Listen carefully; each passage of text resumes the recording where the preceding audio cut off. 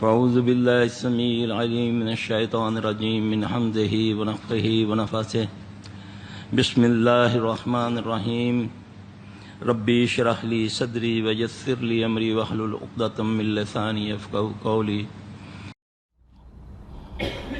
اللہ تبارک و تعالیٰ نے اپنے فضل سے، اپنی رحمت سے ہر معاملے میں زندگی کے ہر پہلو کے متعلق ہماری اپنے پیارے نبی صلی اللہ علیہ وسلم کے ذریعہ سے، قرآن پاک کے ذریعہ سے ہماری رہنمائی فرمائی۔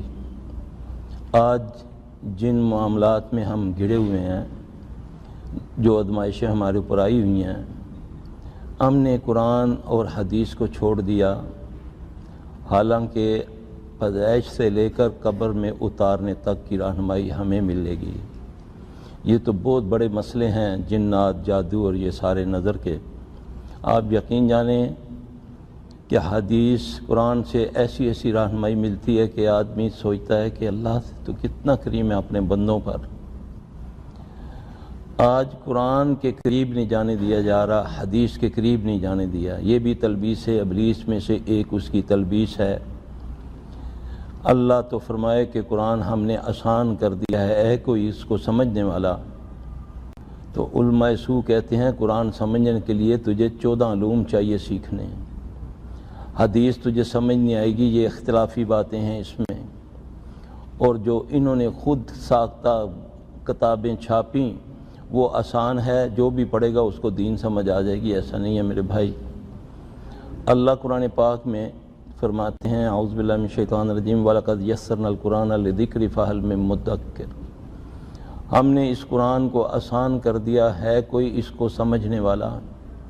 اب یہاں خاص و عام کو اللہ تبارک و تعالیٰ دعوت دے رہے ہیں کہ اس قرآن کو، وہ بھی ایک سورہ کے اندر، سورہ قمر کے اندر اللہ نے تقریباً 4 بار یہ لفظ، یہ بات فرمائی کہ ہم نے قرآن کو آسان کر دیا ہے، کوئی اس کو سمجھنے والا۔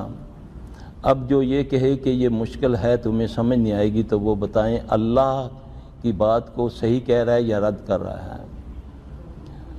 اصل میں شیطان کو سب سے زیادہ تکلیف جس نبی سے ہوئی اس کا نام ہے محمد صلی اللہ علیہ وسلم، جس رسول سے ہوئی اس کا نام ہے محمد صلی اللہ علیہ وآلہ وسلم، اور جس کتاب سے ہوئی سب سے زیادہ اس کا نام ہے قرآن، اور قرآن کی جس سورت سے سب سے زیادہ اس کو نقصان ہوا اس کا نام ہے سورہ فاتحہ، اور جس آیت سے سب سے زیادہ اس کو نقصان ہوا وہ ہے بسم اللہ۔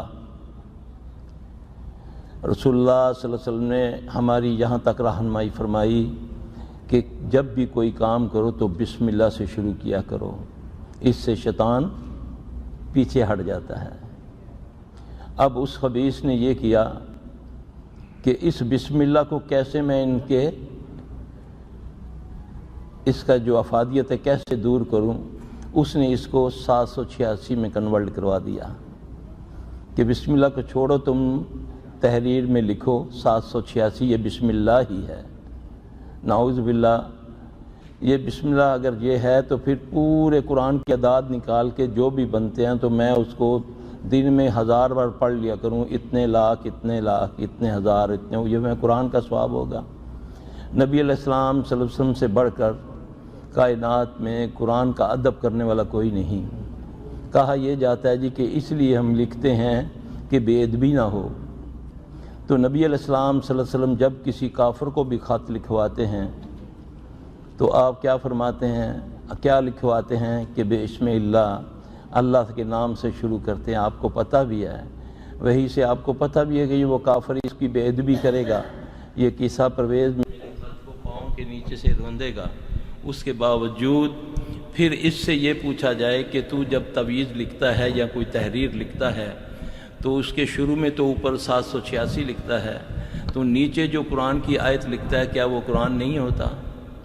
تویزوں میں آپ دیکھ لیں، نیچے قل ھو اللہ لکھی ہوگی، آیت الکرسی لکھی ہوگی، وہ بھی کاٹ کاٹ کے، وہ بھی اس کو توڑ توڑ کے خانے بنا کر سورہ اخلاص، آیت الکرسی اس طرح کی، پھر لیکن اوپر جو لکھا ہوگا وہ 786 ہوگا۔ میرے بھائیوں، اللہ تبارک تعالیٰ سے سب سے پہلے تو میں یہ دعا کرتا ہوں کہ اللہ ہمیں اخلاص عطا فرما دے، اللہ ہمیں خالص اپنے لیے کر دے۔ نہ ایسی عبادت اللہ قبول فرماتے ہیں جس میں اخلاص نہ ہو، نہ ایسی خیرات، نہ ایسی کوئی دعوت۔ آج شیطان ملعون نے جو صحیح دائی دین کا کام کرنے والے میرے بھائی ہیں، تکلیف ہوتی ہے جب ان کے اختلافات سنتے ہیں کہ کرنا اللہ کا کام اور دل میں بغض رکھنا ایک دوسرے کے لیے، واللہ یہ بہت بڑا خسارہ ہے۔ دعا مانگیں کہ اللہ ہمارے دلوں کو نفاق سے پاک کر دے، اللہ ہمارے عمل کو ریا سے پاک کر دے، اللہ ہماری زبانوں کو جھوٹ سے پاک کر دے۔